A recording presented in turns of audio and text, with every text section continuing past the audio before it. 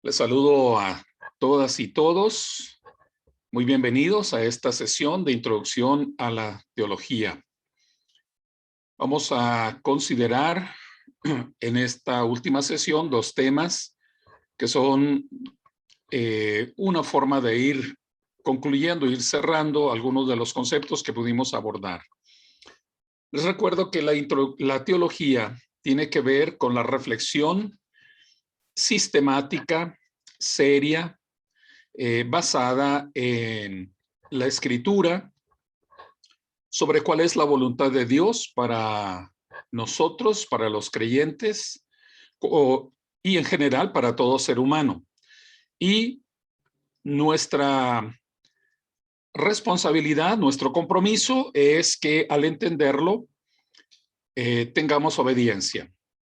El propósito de Dios no es que nosotros tengamos mucho entendimiento, mucho conocimiento, sino el propósito de Dios es cambiar nuestras vidas.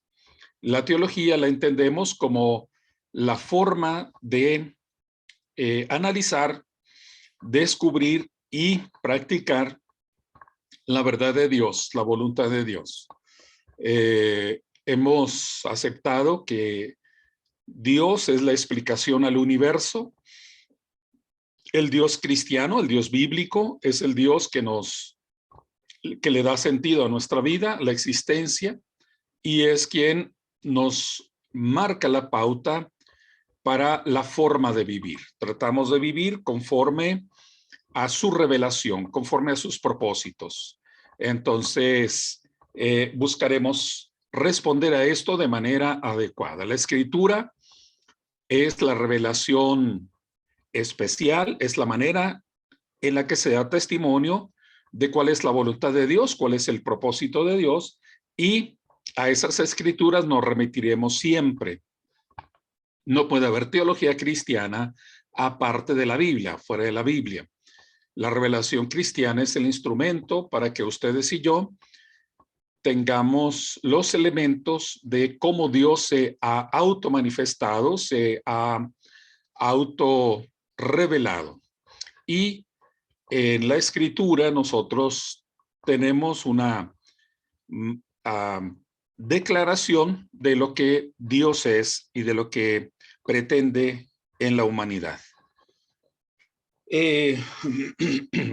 Quiero compartir la clase. Un segundo, por favor, porque tengo que abrir el archivo. Nosotros creemos que Dios está ejerciendo dominio en el universo entero, que Él es quien lleva al mundo a su voluntad y que Él es quien nos sustenta en medio de todas nuestras circunstancias, porque Él tiene dirección para nosotros. Él tiene para nosotros el propósito que habrá de completar, que habrá de cumplir conforme a sus tiempos, también conforme a su carácter. Un segundo, por favor, que perdí una...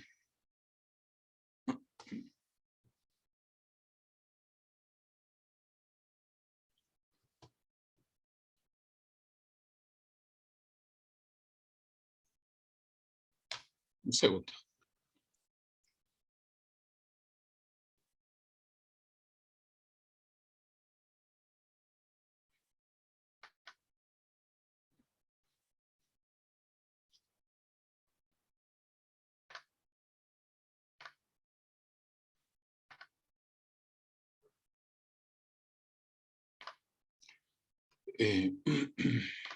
Muy bien. Ahora sí, voy a compartirles la presentación con la que empezaremos esta mañana, y la presentación se llama Dios provee.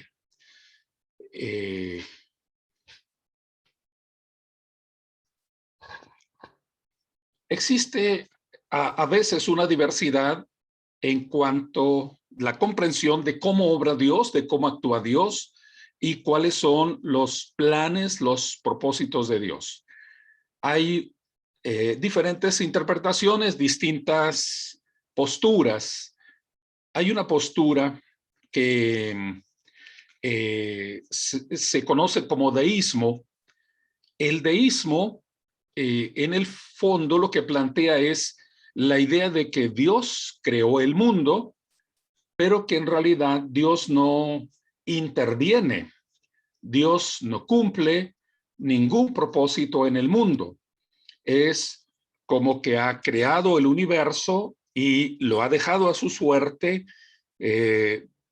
permitiendo que ocurra lo que son las fuerzas de la naturaleza o las fuerzas de la creación, y que todo lo que suceda sea lo que la propia creación permite o la voluntad humana también ejerce sobre la realidad. Uh, Nosotros entendemos que Dios sí gobierna, que Dios sí está presente y que el universo entero tiene una meta, que el mundo no va a la deriva, que el mundo no está abandonado, sino que el mundo entero tiene una dirección que habrá de cumplir. Vamos a considerar las presentaciones dentro de esto. ¿En qué consiste la idea de el gobierno de Dios? El gobierno de Dios en el mundo. Esto se conoce como la doctrina de la providencia de Dios. Y la doctrina de la providencia de Dios tiene dos aspectos que deben ser comprendidos. Uno es que hay una acción continua de Dios, hay una intervención continua que Dios no únicamente creó, no únicamente hizo aparecer este universo, no únicamente le dio el espacio al ser humano para que lo habitase. El Génesis describe de una manera muy significativa, muy interesante, la forma de cómo Dios organiza este espacio para que sea la habitación del ser humano. En primer lugar, creando los ámbitos de la vida, creando el espacio del aire, luego haciendo habitable la tierra seca, separando el agua y la tierra, y luego creando el ámbito en donde estaría el ser humano con los astros, con los diferentes elementos que iluminarán y producirán la vida. Se van creando los espacios, va surgiendo diferentes organismos vivos en cada uno de ellos, las plantas, o las aves, las plantas, y luego los animales, y posteriormente el ser humano. Dios hace la creación, pero no solamente realiza, concreta el aparecimiento del universo, sino que hay una acción continua de Dios, hay una intervención de Dios que hace posible la vida, y que además sigue realizando, sigue proyectando la historia en la humanidad o en personas en particular. ¿Para qué hace esta acción continua de Dios? Bueno, en primer lugar, para preservar la creación. Su mano sustenta, su poder interviene, su poder es absoluto y es lo que le da la vitalidad al universo. Y en segundo lugar, es para conseguir los propósitos pretendidos. Dios tiene sus razones para la creación, y habrá de completar esas razones, esos propósitos, por lo cual nos hizo como humanidad. Dentro de esto, entonces nosotros podemos observar estos dos aspectos, que hay un lado pasivo, como la parte de preservar, de hacer posible que el universo se sostenga, y por otro lado, el hecho de que Él gobierna porque Él dirige al mundo a su propósito. Creo que esto se percibe en muchos, o en el, no en muchos textos, sino en todo el conjunto del texto bíblico. Por ejemplo, el Salmo 91 habla de esto, por esto enseña a no temer lo que puede destruir el cuerpo, porque la esencia de lo que es el ser humano solo lo puede destruir Dios. Esto no significa que la, perdón, me adelanté. Esto no significa que la muerte nos puede tocar, no nos puede tocar, sino significa que aún la muerte está dentro de los propósitos de Dios. La muerte habrá de acontecer a todos, la muerte es para todo el ser humano, o para todos los que somos parte de la creación, que somos finitos, que tenemos limitaciones, pero nosotros tenemos confianza que ni la muerte nos puede separar del amor de Dios, porque Dios tiene una visión mucho más amplia, mucho más extendida acerca de lo que es la existencia temporal. La actividad gobernadora de Dios se puede separar en diferentes ámbitos o se puede describir en estos aspectos. Por un lado, controla la llamada naturaleza, aunque hay un debate de cómo tenemos que llamarle al mundo material. ¿Le llamaremos naturaleza o le llamamos creación? En un sentido, la naturaleza da la idea de que es lo que existe por sí mismo, o lo que se preserva independiente de cualquier otra voluntad sobrenatural. Nosotros creemos que la creación no existe por sí misma, es claramente la obra de Dios, es una intervención diseñada, una intervención de una mente inteligente que le ha dado forma, y no solamente le dio forma, sino que la sigue sosteniendo, sigue preservando. Todas las leyes que están en ella son preservadas por la voluntad de Dios. También significa que guía y dirige la creación animal, no únicamente interviene en la vida del ser humano, sino que interviene también en el mundo animal. La acción gobernadora de Dios afecta la historia y el destino de las naciones. Afecta porque va marcando pautas, va marcando dirección. Y también significa que Él es soberano en las circunstancias de las vidas de las personas.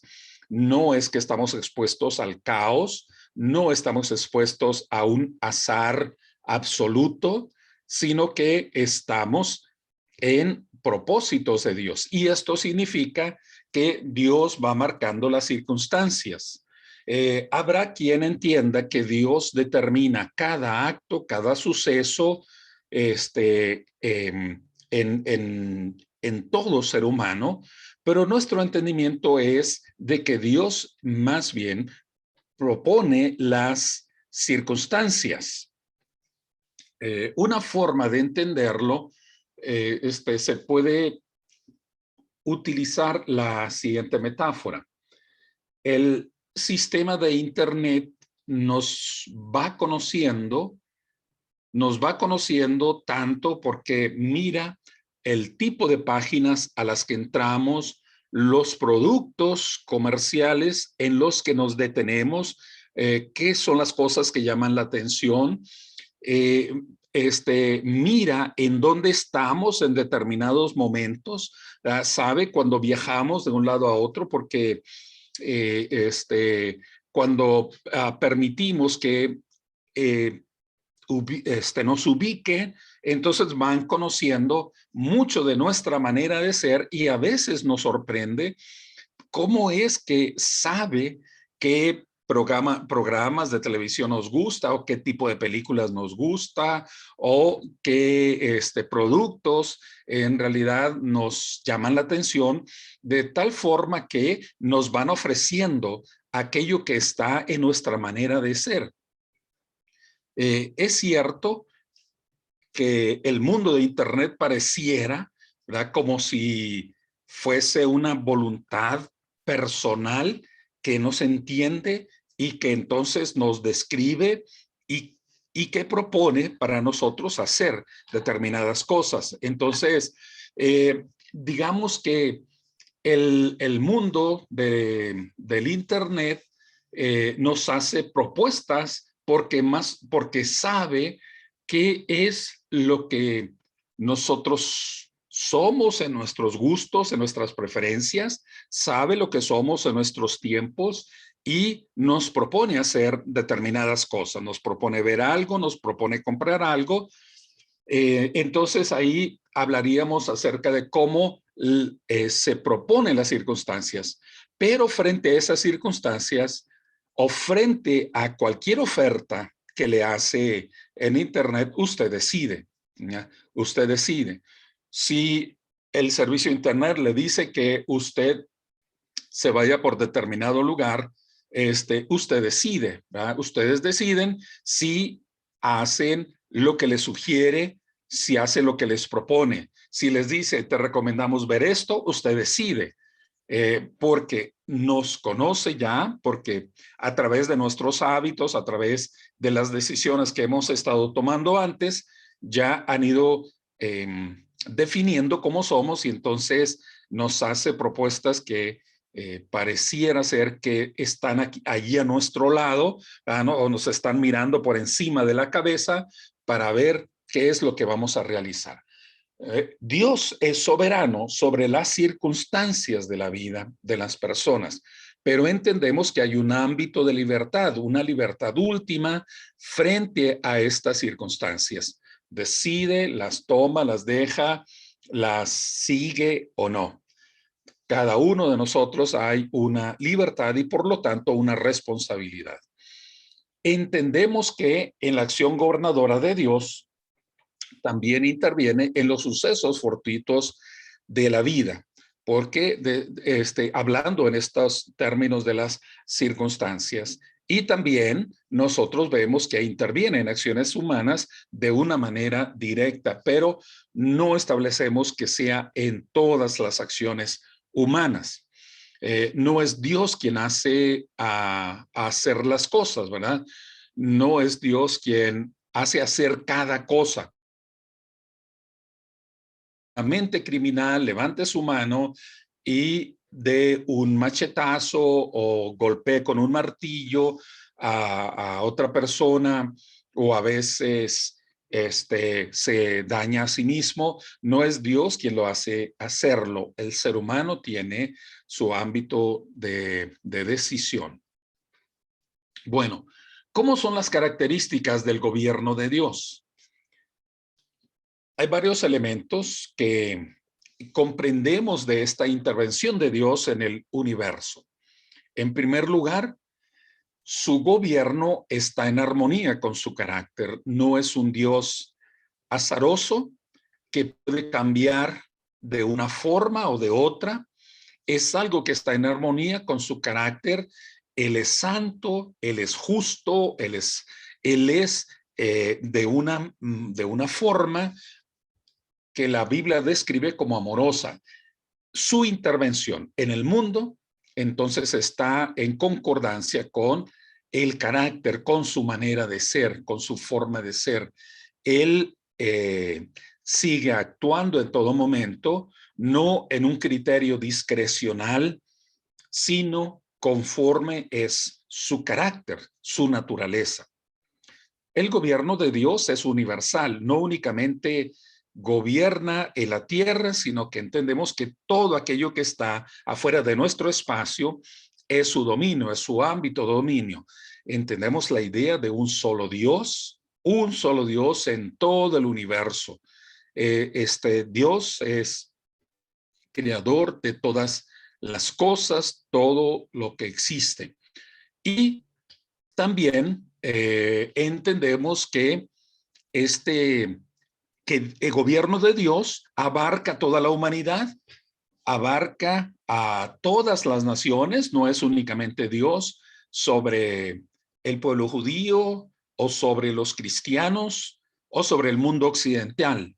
Es un Dios para toda la humanidad. Es un Dios que se muestra, que se revela, que se da a conocer en su revelación general a toda la humanidad. Y es un Dios que quiere tener ese contacto personal con todo ser humano de todas las razas, de todos los grupos sociales, de todas las naciones. El gobierno de Dios es bueno porque tiene una intención, tiene una pretensión de transformación, de liberación, de salvación. Dios se preocupa por los suyos, tiene esta manifestación, hay este carácter, lo encontramos en una manera muy evidente, claro, de cómo Dios rescata, de cómo Dios resguarda y cómo Dios preserva a los suyos. Hay una bendición especial en las personas que quieran seguir su voluntad. Si bien no es de que Dios nos libra de todo mal, Dios sí va preparando las cosas para que sean a nuestra bendición.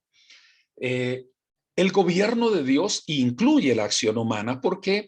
Porque Dios no va a hacer lo que le corresponde al ser humano.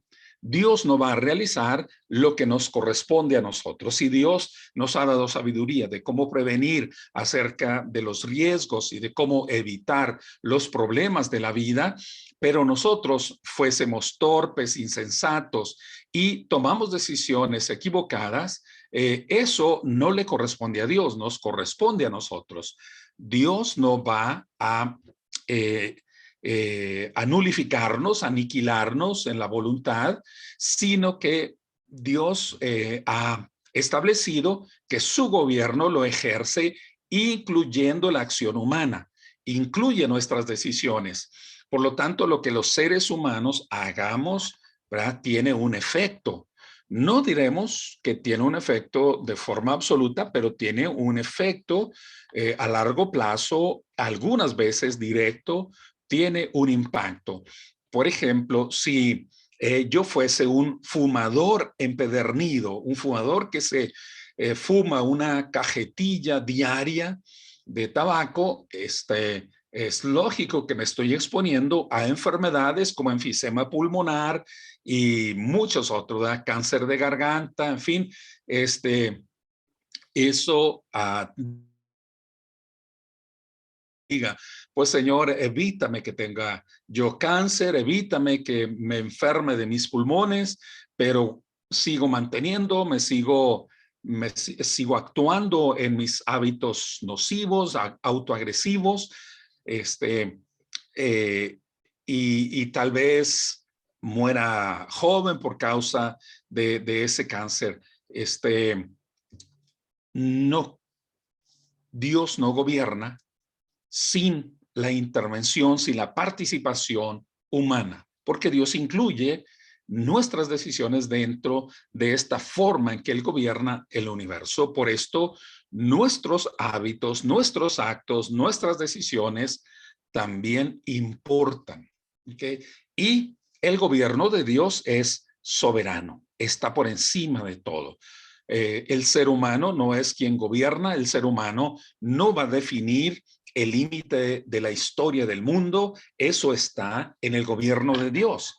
Ningún imperio, ningún hombre, por más cruel y por más poderoso que sea, habrá de definir el final del universo o el final del mundo. Esto solo está en la voluntad de Dios, en el propósito de Dios, quien tiene el mundo en sus manos. Veamos algunas relaciones entre la providencia y la oración. ¿Cómo entender la relación entre el propósito de Dios de llevar al mundo a una meta y la oración? ¿Cómo Dios interviene y qué efecto tiene la oración? Porque si nosotros decimos Dios es soberano y todo lo que ocurre en el mundo es la voluntad. Dios es omnipotente y Él hace que sucedan todas las cosas. Pero esto lo entendemos de una manera directa o de una forma indirecta. Es Dios quien está produciendo un terremoto. Dios produce una lluvia desmedida que trae destrucción sobre una parte de la tierra. Es Dios quien provoca un huracán y arrasa con alguna población. Dios lo hace de forma directa. Dios hace que alguien saque el arma y te dispare a ti. Dios hace que una persona te traicione. Dios hace que una pareja cometa adulterio. Dios lo hace directamente, o Dios permite ámbitos de libertad donde los seres humanos decidimos. Creemos que Dios permite ámbito de libertad. Por esto el ser humano tiene responsabilidad, tiene compromiso delante de Dios, ¿verdad? Porque nosotros podemos verlo con diferentes argumentos. En la Escritura miramos cómo Dios se queja de la rebeldía humana. Dios se queja de que el ser humano le dé la espalda. Dios se queja de que el ser humano haga la maldad.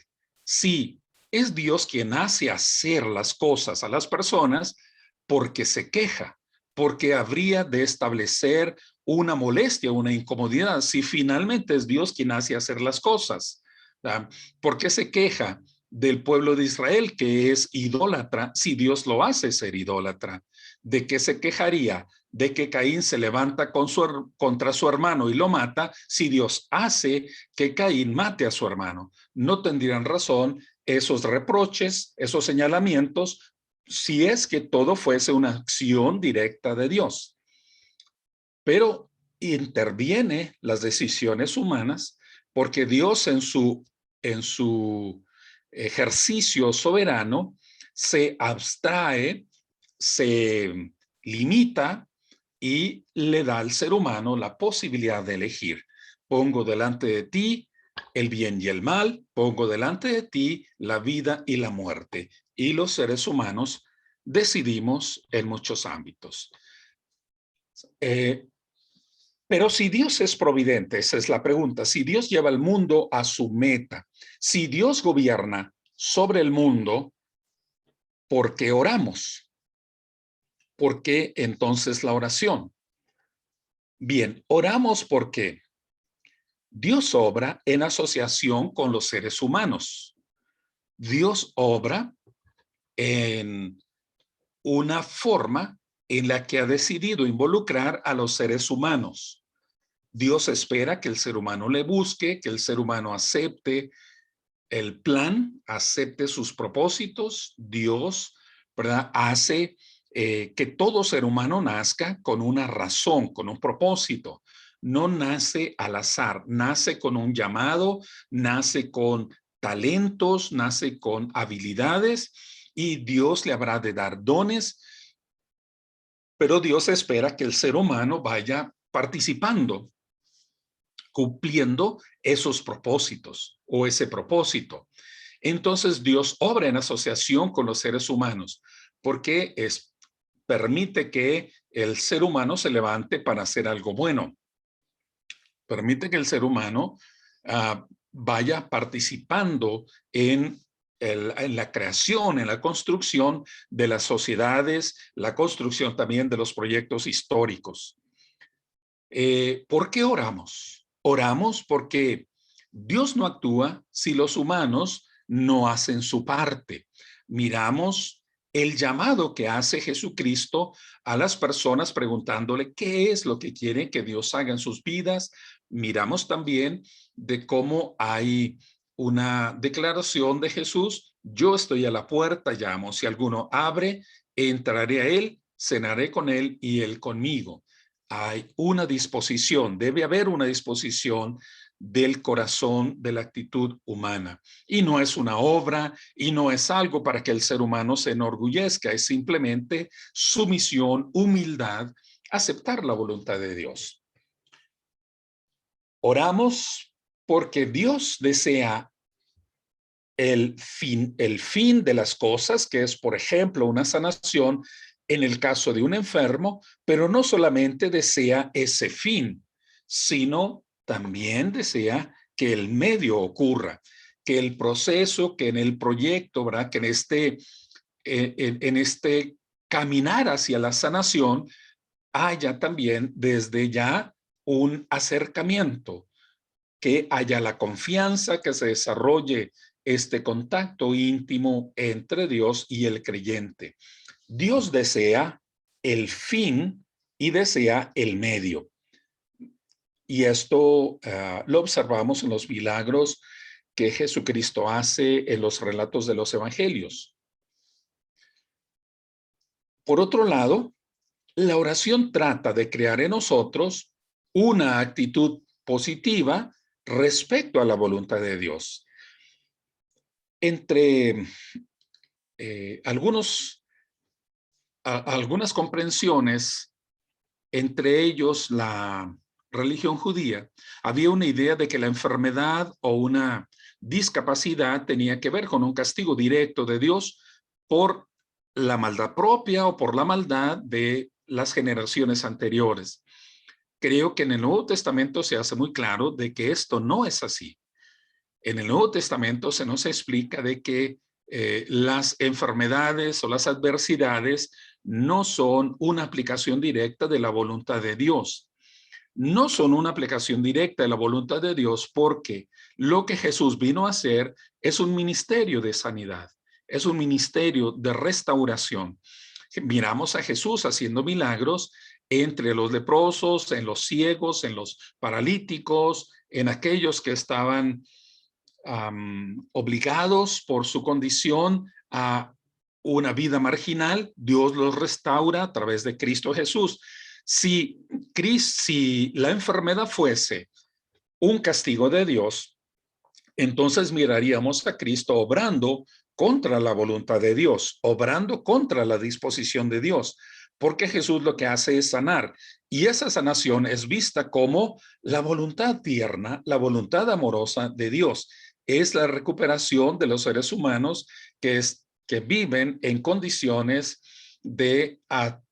condiciones atrofiadas de su cuerpo, o bien también en condiciones de restricción, de opresión emocional y espiritual. Cuando nosotros oramos buscando un favor, buscando una solución a nuestro problema, una sanidad a nuestro cuerpo, nosotros estamos buscando crear una actitud positiva respecto a la voluntad de Dios, sabiendo que su propósito será bendecirnos, que su plan será favorecernos. Así lo entendemos y por esto buscamos en oración. También la oración busca demostrar que nos preocupa tanto como a Él que su voluntad sea hecha. Nos preocupa, por esto en la oración nosotros no adoptamos el modelo de imponer, de decretar, de establecer qué es lo que debe ocurrir, sino que a la manera de Jesús nosotros decimos que tu voluntad sea hecha.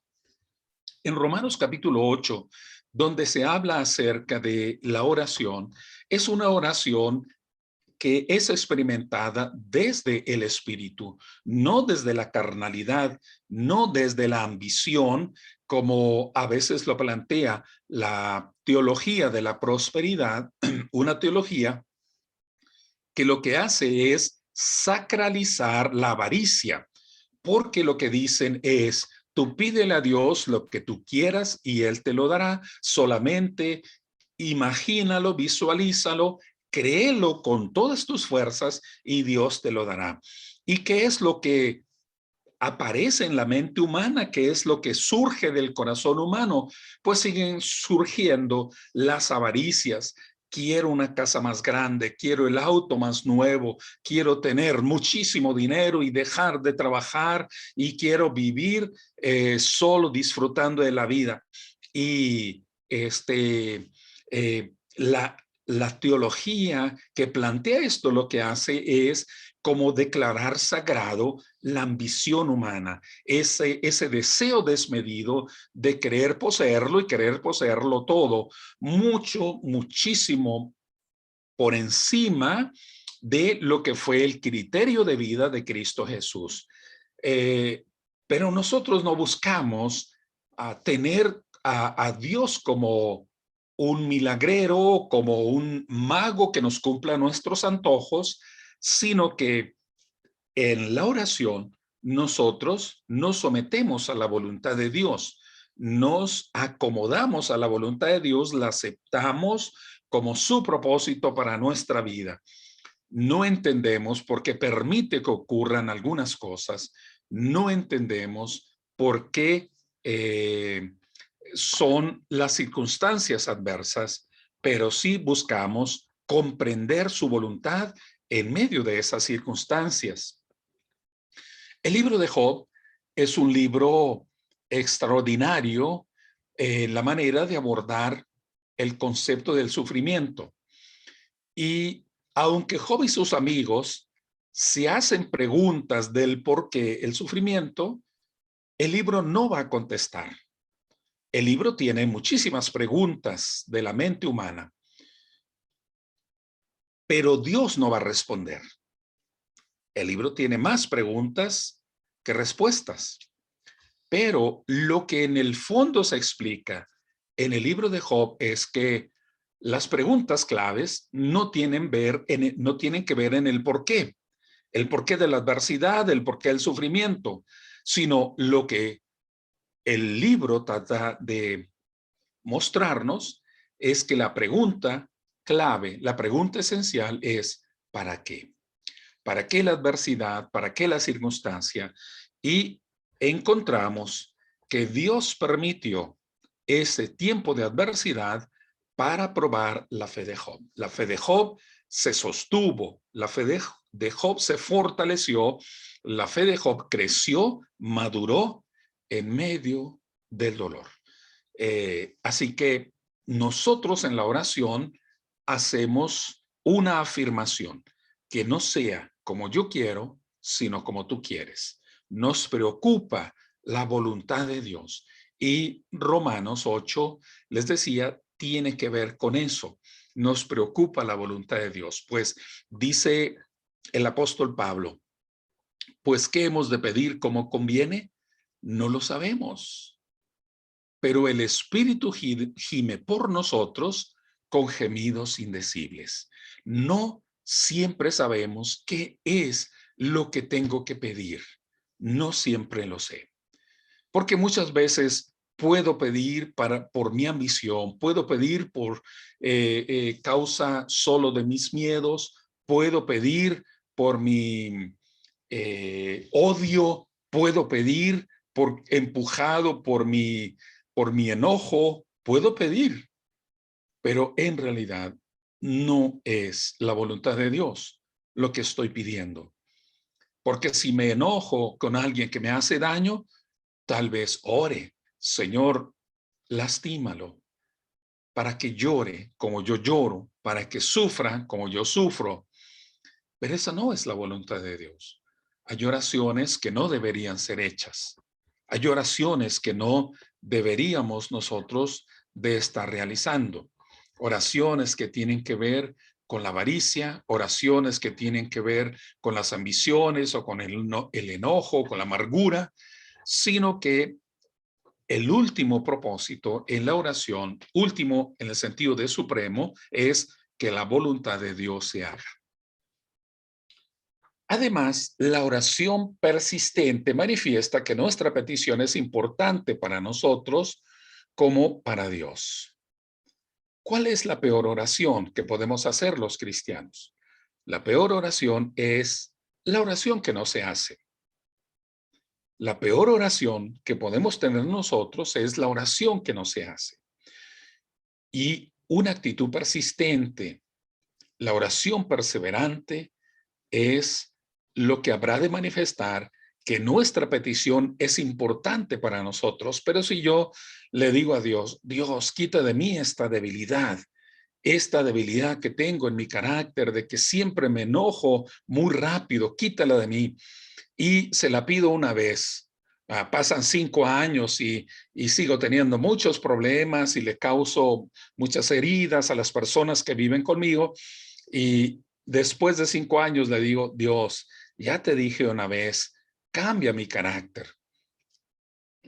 La persistencia manifiesta si es importante para nosotros una cosa o no. Y tenemos que recordar que no siempre conseguimos lo que pedimos, pero se nos concede algo que es más necesario. Según a los Corintios, capítulo 12, el apóstol Pablo habla acerca de una debilidad que él tiene, lo cual manifiesta como si fuese un aguijón de parte de Satanás, y explica Pablo que ya le ha pedido a Dios 3 veces que le quite ese problema. No sabemos exactamente a qué se refiere, él no lo explicita. Algunos dicen que se refería a que estaba perdiendo la vista, otros que tenía problemas de crónicos de gastritis, otros que estaba quedando encorvado. No sabemos exactamente a qué se refiere esto que Pablo dice como su aguijón en la carne, pero le ha pedido a Dios que se lo quite. Y Dios le ha dado en respuesta, bástate mi gracia, bástate mi gracia. Dios no se lo quita, no porque no tiene fe, no porque él no tiene la confianza en la voluntad de Dios, no es de que a Pablo le falte la fe, sino que no es la voluntad de Dios, no es el propósito de Dios quitárselo. Por algo que quizá Pablo no entienda, Dios mantiene, Dios preserva la condición de enfermedad.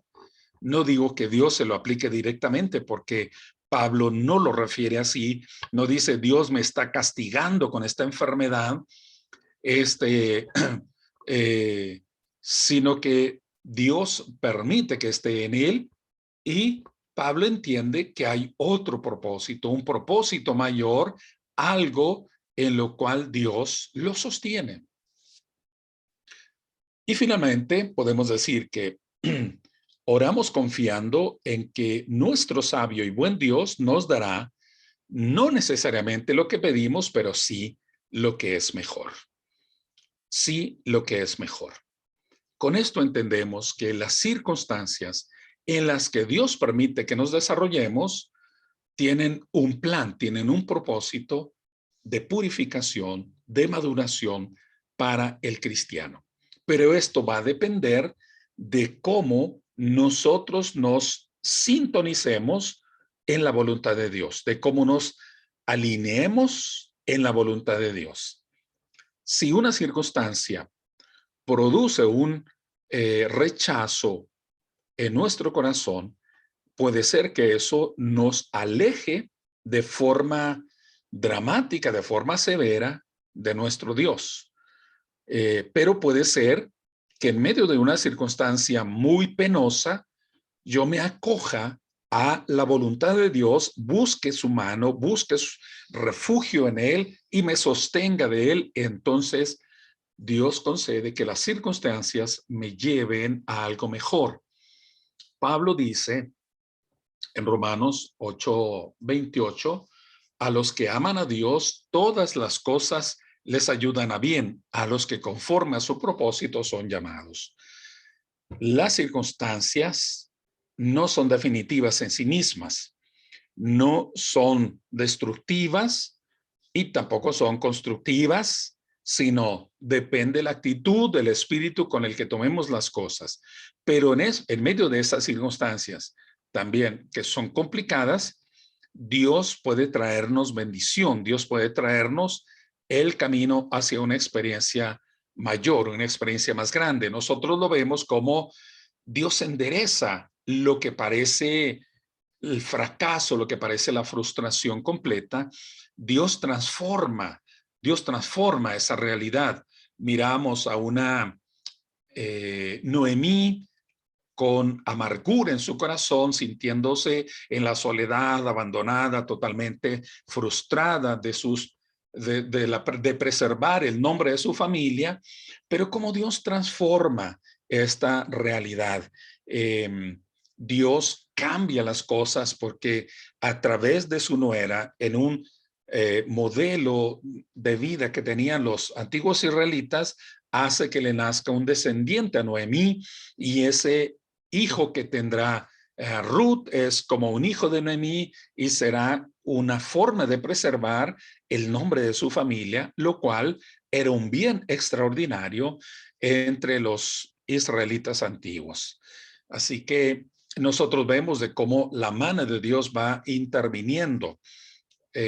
Vos le dirá a Ruth: bendita seas tú que has venido a refugiarte bajo las alas del Dios de Israel. Dios restaura las manos vacías. Dios va estableciendo una dirección a la vida de aquellos que se confían a su voluntad. Entonces miramos aquí la relación entre la providencia y la oración. Si Dios gobierna, si Dios determina, ¿para qué la oración? Nosotros miramos entonces las razones de hacer oración. Veamos la relación entre la providencia y los milagros. Cuando ocurre un milagro, entendemos que las fuerzas sobrenaturales contrarrestan las fuerzas naturales. No es una negación, no es que hay una interrupción de las fuerzas naturales. Si a alguien se le detecta un tumor cancerígeno y ese tumor es el pronóstico de una vida o un momento muy cerca del final de la vida, pero ocurre un milagro, el milagro será de forma concreta que la fuerza sobrenatural de una intervención de Dios, eso contrarrestará las fuerzas naturales. Nosotros quisiéramos siempre milagros, siempre quisiéramos estas fuerzas sobrenaturales, pero creo que no podemos nosotros exigir, obligar a que esto ocurra siempre. Los milagros ocurren bajo estos criterios. ¿Cuál es el propósito de los milagros? El propósito de los milagros es glorificar a Dios, es exaltar a Dios. No es que el ser humano se envanezca, se enorgullezca. Cuando alguien dice: siempre que oro, sanan los enfermos. Y hay una distancia muy pequeña entre la confianza, la sumisión a Dios y la arrogancia del corazón humano. A veces es solo dar la vuelta al filo del cuchillo, solo dar la vuelta y ya estamos del otro lado. Y es: Dios me da lo que le pido. Dios hace lo que yo digo. Y eso es un error gravísimo, porque los milagros no los define la mente o el corazón humano. Los milagros suceden para glorificar a Dios y también para establecer la base sobrenatural de la revelación. Esto es, los milagros suceden para que por ellos conozcamos a Dios, lo que Dios quiere ser conocido, lo que Dios quiere ser entendido, que Dios no está a la voluntad humana, no está en la decisión humana. Porque algunas veces los discípulos de Jesús no pudieron sanar, porque algunas veces ellos en su oración, en sus acciones, no pudieron favorecer a las personas, porque corresponde a la voluntad de Dios. Y hay que establecer, hay que reafirmar estos actos sobrenaturales en el conjunto de cómo Dios se manifiesta para la humanidad entera. Los milagros tienen como propósito resolver necesidades humanas, no satisfacer antojos, no satisfacer ambiciones, sino tienen como final satisfacer, resolver profundas necesidades humanas. Eh, este concepto de que Dios sigue obrando, Dios sigue actuando, debemos de comprenderlo bastante bien el día de hoy, porque algunas veces pensamos que Dios ya dejó de intervenir, dejó de participar en su creación, en su naturaleza, y entonces ya no hay ninguna manifestación maravillosa. Creo que hemos sido testigos, hemos experimentado grandes muestras de la bondad y el poder de Dios. El milagro significa que hay una realidad y fuerza fuera del sistema de naturaleza, que dirige, que interviene en las cosas y, por lo tanto, los milagros son posibles. Veamos de una forma muy sencilla la etapa de un milagro. En Primero de Reyes, capítulo 17, se habla de una etapa un tanto compleja en la vida de un profeta de nombre Elías, y nosotros miramos cómo esta etapa es ubicada en un contexto en donde después de una vida de prosperidad para el pueblo de Israel, hay una etapa de decadencia, hay una declinación con respecto de aceptar la voluntad de Dios, y lo que van haciendo muchos de sus habitantes es acomodarse a las circunstancias de la vida y adoptan influencias que son heréticas, influencias que son un despropósito en la voluntad de Dios. Miramos cómo entonces el profeta va a entrar en una situación crítica. Hay, en primer lugar, en la vida de este profeta, un momento en el cual él va a perder el dominio, el control de su vida. Se va a sentir como una pequeña embarcación llevada en las aguas agitadas, y él se vacía del dominio que tiene de sí mismo, del control que tiene de sus circunstancias. Miramos al profeta que es llevado a este, a un ámbito geográfico en donde será guardado, pero hay que entender este momento. Se ha profetizado que no habrá lluvia durante determinado tiempo. Hay que ubicar esta afirmación, esta enseñanza en un contexto en donde los pueblos cananeos tenían un entendimiento sobre su divinidad, sobre Baal, que Baal era quien hacía posible la lluvia. Era una de las manifestaciones.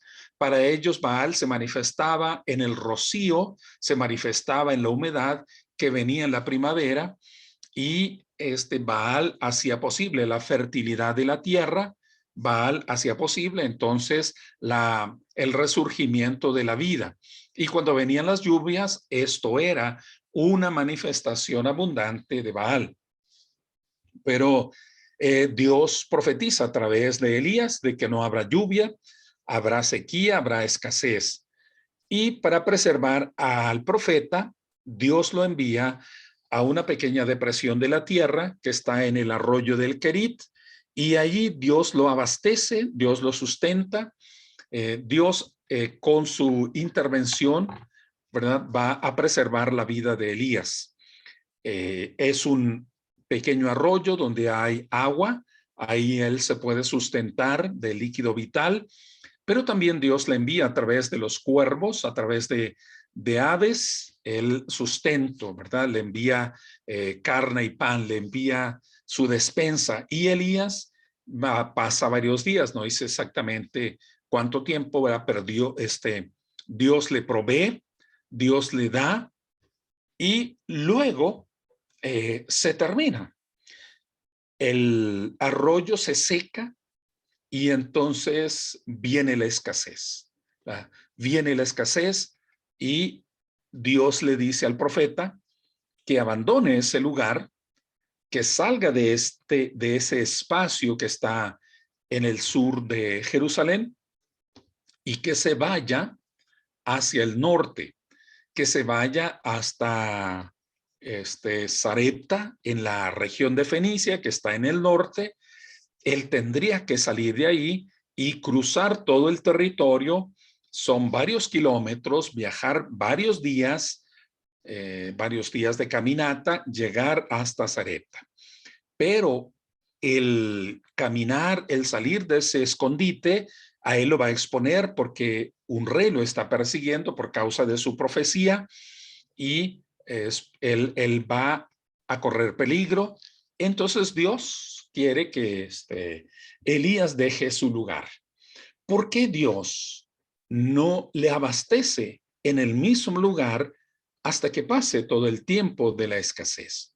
¿Por qué Dios permite que deje de fluir el manantial? Bueno, creo que hay varias razones que nosotros podemos encontrar en ese mensaje. Por un lado, Dios quiere que el profeta aprenda a depender de Dios. Mientras tenemos las cosas como son los elementos de sustento cotidiano, uno parece que depende de las cosas. Nuestra relación parece que la hace posible las cosas. Y nosotros vamos dependiendo de las cosas. Vamos dependiendo de un abundante almacén, de una despensa grande que tenemos en casa. Dependemos de una cuenta de banco, dependemos de los bienes que son nuestro patrimonio, dependemos de los objetos que son nuestra propiedad. Pero cuando perdemos, sobre todo cuando lo perdemos todo, no cuando perdemos una parte, porque cuando perdemos una parte nos seguimos aferrando.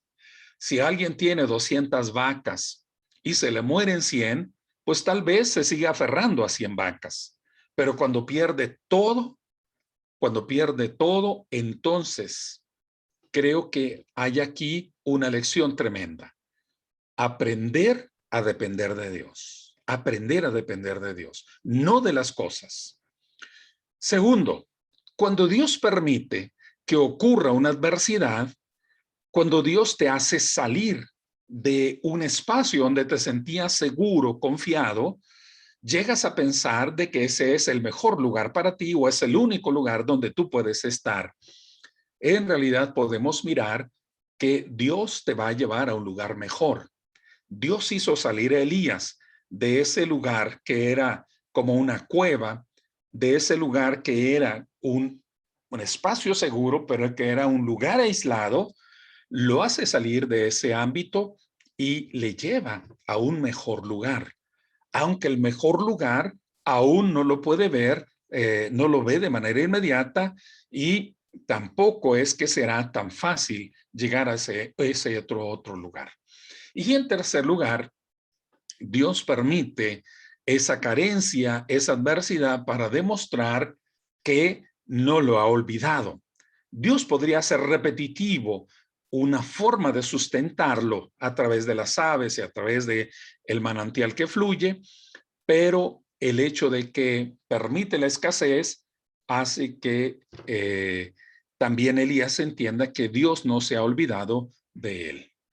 Y hay aquí un principio teológico que me parece que es la lección más relevante en este momento. No sabes que Dios es todo lo que necesitas hasta que Dios es todo lo que tienes. Es una lección que va a aprender Elías en medio de la adversidad. Luego viene un segundo momento en Elías. Primero es el vaciamiento de sus certezas, de su ámbito de seguridad. Y luego vendrá un momento de incertidumbre en el trayecto, en el camino hacia Sarepta. En medio de ese trayecto, él necesita de la guía de Dios. Él necesita de la guía de Dios. Elías no puede conducirse a sí mismo. Elías necesita de que él entienda cuál es el propósito, cuál es el plan, hacia dónde se tiene que dirigir, y él habrá de cumplir una meta de Dios, no su propia meta, sino la meta de Dios. Este camino hacia Sarepta hay un misterio. ¿Por qué misterio? Porque no hay aspectos visibles, no hay aspectos concretos de que Dios en realidad le está llevando a un mejor. No va a aparecer ante él un video en donde le describa cómo será. Hay un misterio en esa guía. Y él reaccionará en perplejidad, él reaccionará siempre sorprendido ante cada evento que irá mostrándose de la voluntad o de la mano de Dios. Él quedará perplejo, él quedará sorprendido. Así que entonces vamos mirando cómo el profeta va camino a algo maravilloso, pero él no lo sabe. Cuando llega, ocurre una experiencia extraordinaria, porque Dios no lo lleva al palacio de un rey, no le lleva a la hacienda de un hombre rico. Él le lleva a la casa de una familia pobre, es una viuda con su hijo, lo cual describe ya personas marginales, describe personas sin recursos, personas que no tienen en la abundancia. Habla de un ámbito de vulnerabilidad, habla de condiciones no favorables, y en medio de esto nosotros miramos cómo ocurre el milagro. Ya conocemos la historia de cómo le pide a esta mujer que le traiga pan y agua. La mujer le dice que ellos ya no tienen nada, absolutamente nada. Lo único que les queda en la despensa es un poco de harina, un poco de aceite para hacer el último pan y luego acostarse a esperar la muerte, porque no hay otra alternativa. No miran otra solución en su horizonte. Allí en medio de estas circunstancias, Dios habrá de multiplicar, habrá de proveer para la mujer y su hijo, pero también para el profeta.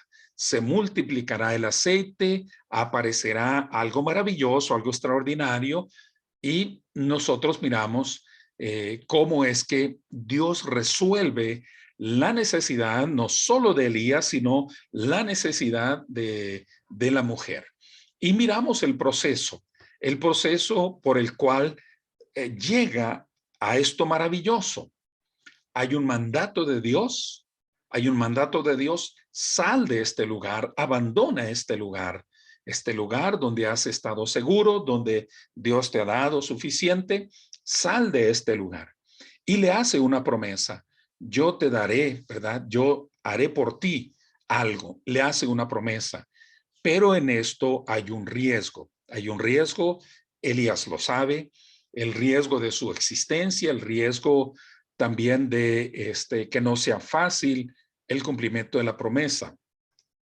Y en medio de estas circunstancias, Dios proveyó. Dios proveyó. Y la lección en el caso de Elías es que Dios provee como y donde no lo imaginas. Dios proveyó de una manera extraordinaria, no a través de una familia rica, no a través de alguien poderoso, sino a través de una viuda pobre, de una vida que no tiene sino lo último que le da al profeta. Dios provee como y donde no lo imaginas. Habrá de venir una respuesta como y donde no lo imaginas. Pero hay una demanda divina. La demanda es: da lo que tienes, no lo que te sobra, no lo que no quieres, no lo que ya no te gusta. Da todo lo que tienes. Es lo que Dios le pide a la viuda. Y la lección es: doy a Dios aquello que tengo poco o no tengo. Y se da no para recibir una bendición. La mujer no sabía qué era lo que iba a ocurrir. No lo dio para recibir una bendición. No tiene que ver esto con hacer una siembra, como dicen en la teología de la prosperidad, ¿no? Hacer una siembra, plantar. que es dar una cantidad para que se te regrese el doble o el triple o el 10 veces más. Se da para ser de bendición. Esta es la disposición del corazón de una mujer que es generosa, no dando lo que le sobra, sino aquello que no tenía o tenía demasiado poco. Aquí hay algunas verdades para creer, verdades para practicar. Dios es todo lo que necesito. Dios es lo que necesito. No es que despreciemos los bienes, sino tenemos que recordar, los bienes son temporales, los bienes son circunstanciales, los bienes los tengo, pero se pueden perder porque no son eternos. Me son confiados como administrador, administradora, me son confiados para que sea mayordomo de esos bienes, pero debo recordar que lo que necesito siempre, en todo momento, es Dios. Dios es todo lo que necesito. Otra verdad para creer es que donde Dios me lleve, Él proveerá. Donde Dios me marque la pauta del camino, Él proveerá. No es de que me envíe a un lugar y me deja solo. Dios proveerá. También otra verdad para aprender aquí es que debemos vivir un día a la vez, no estar preocupados por el horizonte final de las cosas. Vivamos un día a la vez. Y esto no habla de que no seamos previsores, de que no planeemos, de que no organicemos, sino que no nos dejemos llenar de angustia por situaciones adversas en un momento determinado. Y más bien nos confiamos a los propósitos de Dios y nosotros nos basta con enfrentar un día a la vez. Y también otra verdad para comprender es que el cumplimiento de la promesa depende de mi obediencia. Dios no puede cumplir promesa si yo no hago mi parte. Y no es de que le falte poder a Dios, sino que Dios no tiene por qué quedar obligado conmigo si yo no estoy siendo responsable con lo que me toca hacer. Así que estas son algunas de las verdades en las que nosotros podemos confiar como la manera en que Dios se manifiesta en los procesos de vida. Bueno, terminamos aquí esta presentación. Si hay alguna pregunta, vamos a tomar unos minutos. Si hay alguna pregunta, con toda confianza, vamos a escuchar lo que alguno de ustedes quiera expresar o también comentarios. Entonces, hermano, yo tengo una pregunta. O sea, de pronto, Álvaro, no, sí. o sea, no es al tema, pero entonces para aprovechar, ya que el hermano pues tocó la parte de Elías cuando fue llevado allí a aquel lugar y el Señor le proveyó, ¿verdad? Dice que unos cuervos lo alimentaban, ¿sí? Yo siempre había entendido pues que los cuervos eran animales, ¿sí? Pero por ahí en una enseñanza que escuché, enseñaban que estos cuervos no eran animales, que eran unas personas que vivían cerca de esas tierras, que se vestían de negro y los llamaban así, los cuervos. Entonces, ¿cuál es la verdad? Gracias, hermano. Creo que es algo maravilloso lo que sucede en ese relato. Y tiene que ver con aves, tiene que ver con las aves. Creo que es bastante claro lo literal que es esa parte. No es una referencia indirecta a las como a una racionalización, ¿verdad? No tenemos que racionalizar ese evento como hacen algunos, racionalizando también los milagros de Jesús, como cuando El relato dice que caminó Jesús sobre el agua.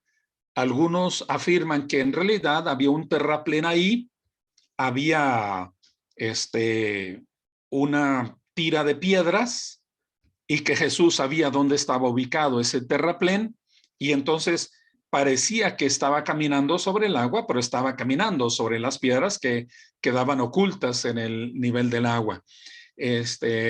Nosotros creemos en lo maravilloso, en lo extraordinario. Y lo extraordinario es que Dios lo sostuvo, Dios lo alimentó, ¿verdad? Dios lo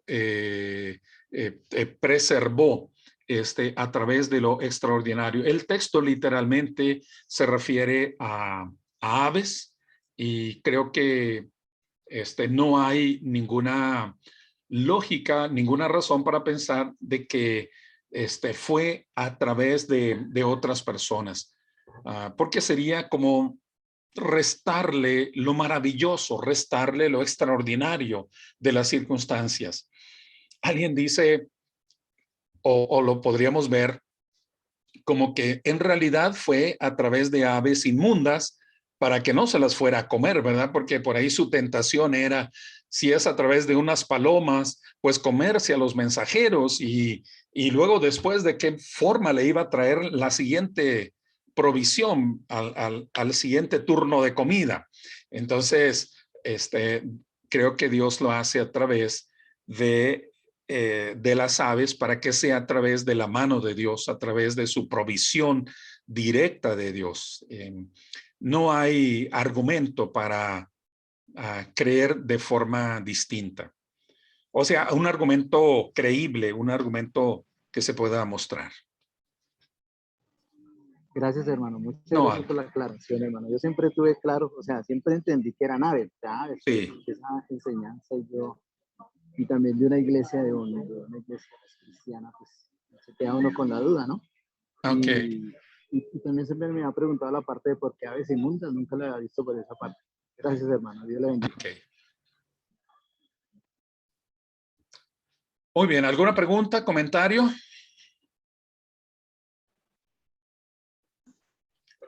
Pere, levantó la mano primero. Bueno, mi comentario es, y tengo una pregunta después, pero me parecía re interesante la parte en la que hablaba respecto de las actividades gobernadoras de Dios, ¿no? Que va obviamente sumamente relacionado en cuanto a las características de la forma en que Él gobierna, porque muchas veces más bien crecimos con una idea quizá de que si las cosas pasaban era porque Dios quería que pasaran así y uno era como que no tenía como que mucha injerencia en hacer algo para que las cosas fueran distintas, ¿no? Es la voluntad de Dios y uno tiene que asumirlo y ya está. Y entiendo ahora que Dios no tiene, como decía en una clase pasada, títeres o muñecos con los que Él puede jugar y disponer de sus vidas, de lo que, del porvenir. Y en ese sentido, entonces, es que uno tiene también, entonces, la injerencia de poder tomar decisiones, aún a pesar de que la soberanía de Dios va a ser, aunque a lo mejor uno intervenga más de la cuenta. Pero también en la parte de la oración decía, bueno, si Dios en algún momento, digo, si ya efectivamente Dios tiene de alguna forma trazado el camino, uno porque ora. Y ahora, bueno, entiendo que sí, efectivamente uno tiene que pedir, uno leía en la palabra, ¿no? Es que Dios necesita que también uno le diga, necesita que uno le pida. Y bueno, en ese sentido uno se esfuerza en hacer esa oración constante, como usted decía, depende de las necesidades que uno tiene también, depende de la importancia que uno le da. Pero es impresionante también, hermano, cómo muchas veces hemos malentendido esta parte de la oración, en el sentido de que yo lo platico por mi experiencia personal con mi esposo, cuando pasaban los años y nosotros no podíamos tener bebés, era impresionante los comentarios que uno leía de ora con fe, ¿no? Dios no te contesta porque no estás orando con fe o no le estás pidiendo de la forma correcta. Y no, Dios te tiene que cumplir la promesa, pero algo está faltando ahí, ¿no? A lo mejor tienes que pedir perdón y arrepentirte de las cosas que has hecho porque todavía muchos siguen pensando que Dios no cumple esos milagros o no hace esos milagros porque es como en la antigüedad, ¿no? Los pecados que arrastra del pasado es como que todavía eso nos tiene atados y por eso Dios no cumple su propósito pleno en nosotros. Y digo, no sé, es a estas alturas todavía seguir teniendo esa idea, ¿no? De que Dios está obligado a cumplirnos todas las peticiones, de que Dios está obligado a cumplirnos todas las cosas que nosotros anhelamos o le pedimos. Y bueno, eso hablando de una cosa quizá un poco personal, muy del corazón, pero nos vamos al otro lado con los que, por ejemplo, creen que Dios está obligado a darnos una casa de lujo, un auto último modelo, pero digo, todavía tenemos muchos esa mentalidad, ¿no? De que Dios está obligado a contestarnos lo que nosotros le pedimos en las oraciones, en la forma que se lo pedimos y en el tiempo que se lo pedimos. Por ahí muchos dirán, ay, no, es que sí, tiene que ser en el tiempo que Dios quiera, ¿no?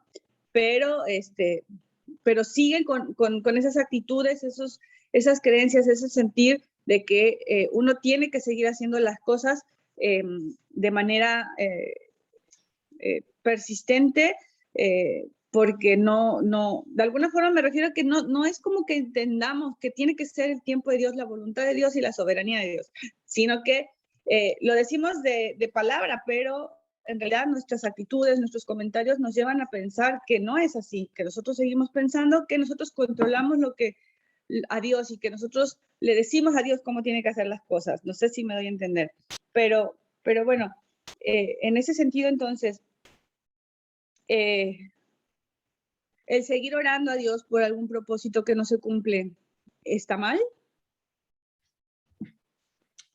Creo que O sea, ¿es válido? nunca estará mal seguir orando. Nunca estará mal.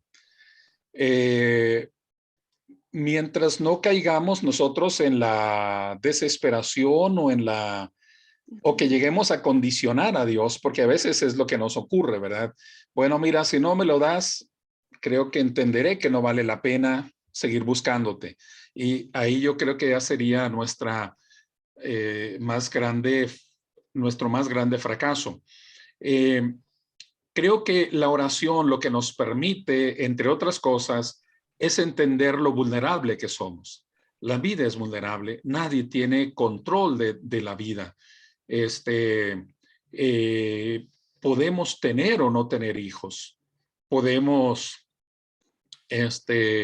llegar incluso a engendrar, a concebir, pero no llegar a término, porque la vida es vulnerable, los cuerpos son vulnerables, ¿verdad? Los cuerpos son finitos, los cuerpos son maravillosos, pero son incompletos. La creación en la que estamos es incompleta.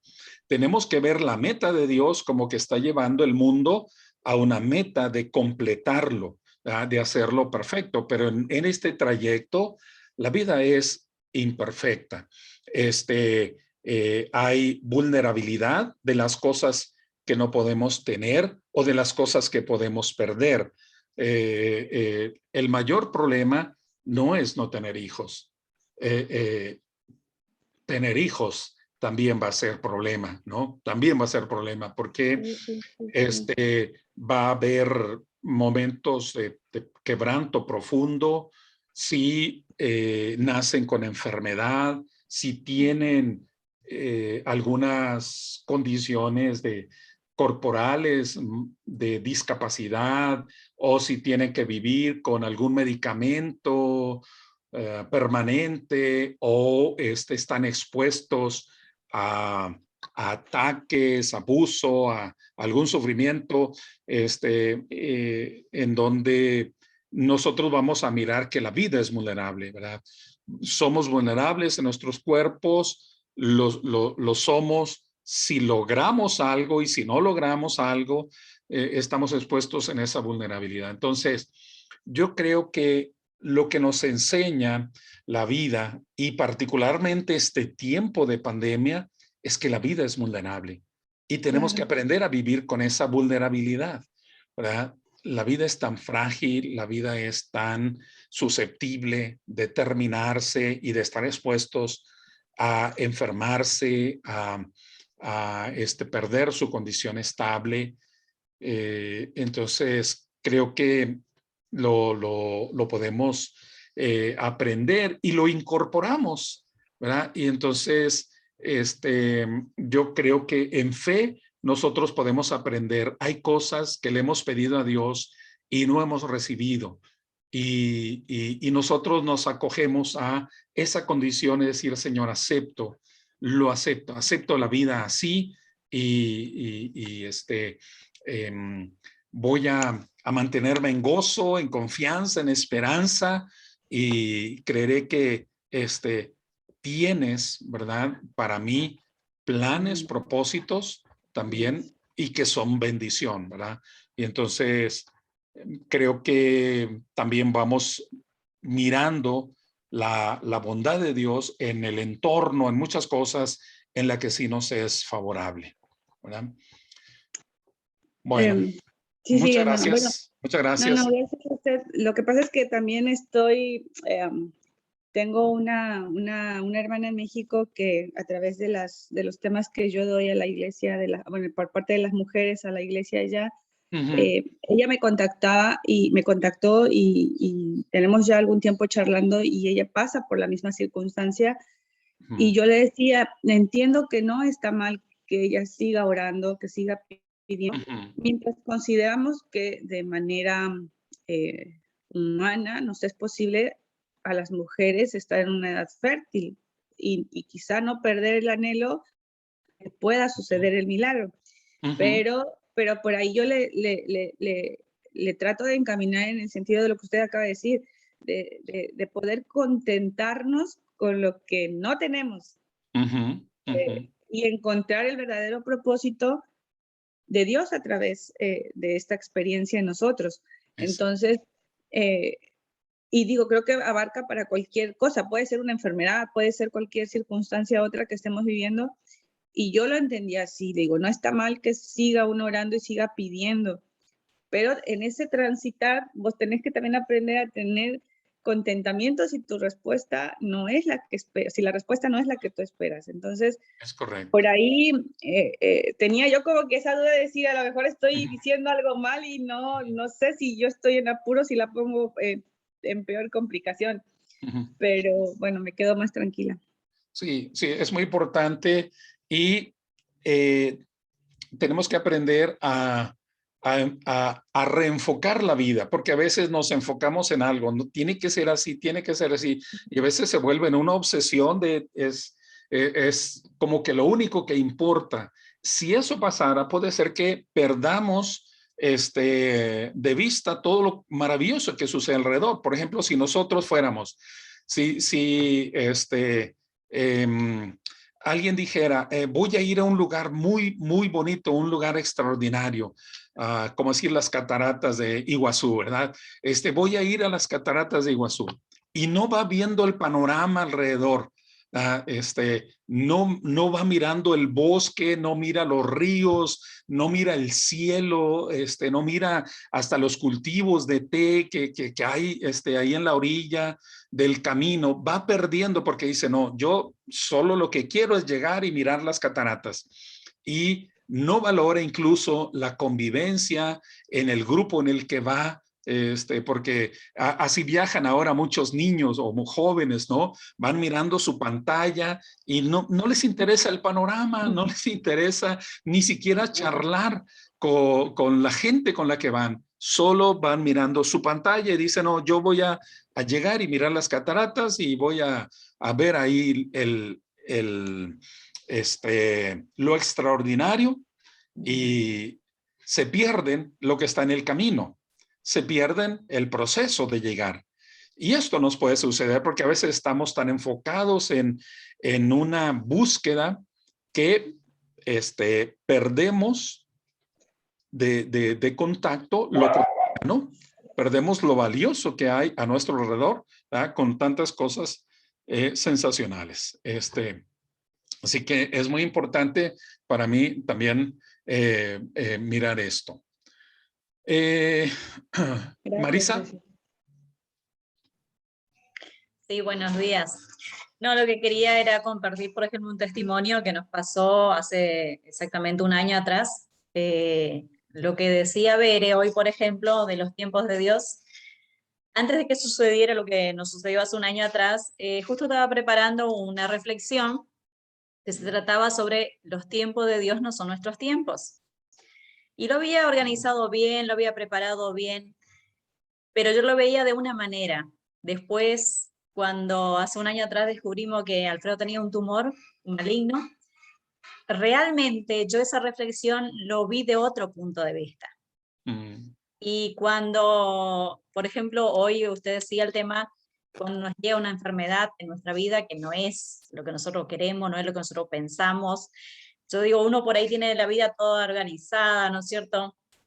Nosotros ya estamos en una edad que ya somos abuelos, ya estamos sin los hijos en la casa, ya como que estamos viviendo otra etapa, y por ahí como que enfocamos nuestra vida a otro ritmo, a otra costumbre, ya así. Y cuando nos dieron esa noticia, a nosotros nos dejó sin suelo. O sea, es como que chocamos contra un paredón y no sabíamos qué hacer. O sea, en ese momento nos agarró no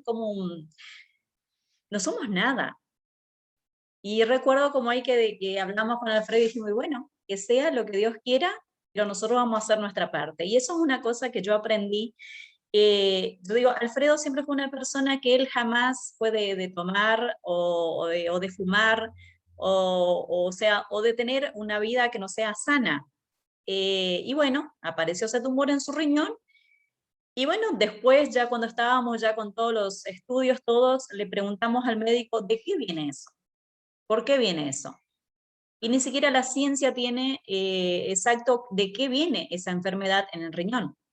Por lo general es porque fuma o porque toma, pero no es el caso de Alfredo. Entonces, yo digo, hay cosas que en la vida uno tiene que aprender a aceptar. Y como decía usted, es difícil el vivir un día a la vez y es difícil esperar los tiempos de Dios, porque nos decía la doctora, no sabemos si ese tumor maligno es el galopante o es el dormido. Si es el dormido, quizás vas a morir con eso y nunca va a despertar. Pero si es el galopante, en 3 meses puede tomar todo tu cuerpo. Entonces, ¿qué pasaba? Acá no conseguíamos los turnos, no conseguíamos para ver con los especialistas, y vos te ponías a pensar, espera en los tiempos de Dios. Dios tiene un propósito con todo eso. Pero llega un momento que la desesperación invade. Y uno como humano, muchas veces uno flaquea en esa parte, y fue una etapa muy difícil. Pero, sinceramente, puedo decir que vimos la mano de Dios en todo el trance, en todo lo que tuvimos que pasar, o sea, desde los turnos, toda la cirugía, todo. Y gracias a Dios, hasta el día de hoy, estamos haciendo las tomografías que son cada 3 meses, y gracias a Dios no hizo metástasis en ningún lado, nada. Y la pregunta está, ¿y por qué muchas veces Dios permite esas cosas en nuestras vidas, no? Y muchas veces nos preguntamos con Alfredo, ¿por qué Dios permitió eso en nuestra vida? Porque si es algo que si vos buscas, si no te alimentas bien o lo que sea, ¿no es cierto? Que estás haciendo daño a tu cuerpo, bueno, está la consecuencia. Pero, y muchas veces nos preguntamos, ¿por qué Dios permite eso en nuestra vida? Y es una cosa que por ahí no tenemos respuesta. No sé, y no es fácil, no es fácil. Entonces, cuando yo preparaba esa reflexión de que los tiempos de Dios no son nuestros tiempos, cuando nos pasó todo eso, yo le vi de otra forma. Yo le vi de otra forma de lo que yo había preparado. Bueno, eso era lo que quería compartirnos. Muchas gracias, Marisa, por este testimonio. La pregunta clave no es por qué, sino para qué. Por eso, eso es lo que podemos encontrar respuesta. Lo otro es simplemente porque estamos vivos. Toda vida en esta existencia es vulnerable. Muy bien, vamos a hacer un descanso, 10 minutos, y regresamos. Aquí les espero.